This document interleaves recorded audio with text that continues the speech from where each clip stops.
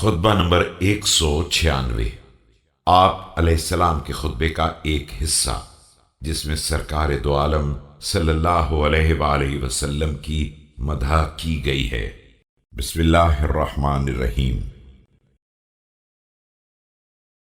رسول خدا صلی اللہ علیہ وآلہ وسلم کی بعثت۔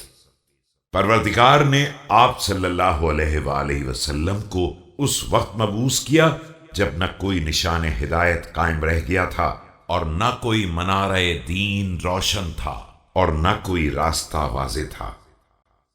زہد اختیار کرنے کی نصیحت۔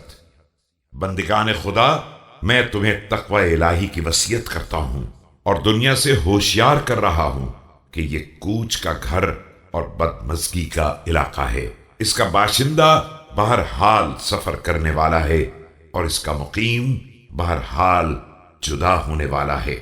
یہ اپنے اہل کو لے کر اس طرح لرزتی ہے جس طرح گہرے سمندروں میں تند و تیز ہواؤں کی زد پر کشتیاں۔ کچھ لوگ غرق اور ہلاک ہو جاتے ہیں اور کچھ موجوں کے سہارے پر باقی رہ جاتے ہیں کہ ہوائیں انہیں اپنے دامن میں لیے پھرتی رہتی ہیں اور اپنی ہولناک منزلوں کی طرف لے جاتی رہتی ہیں۔ جو غرق ہو گیا وہ دوبارہ نکالا نہیں جا سکتا اور جو بچ گیا ہے اس کا راستہ ہلاکت ہی کی طرف جا رہا ہے۔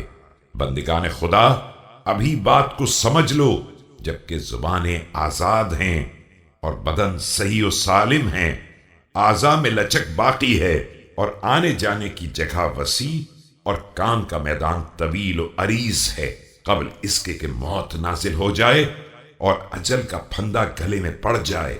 اپنے لیے موت کی آمد کو یقینی سمجھ لو اور اس کے آنے کا انتظار نہ کرو۔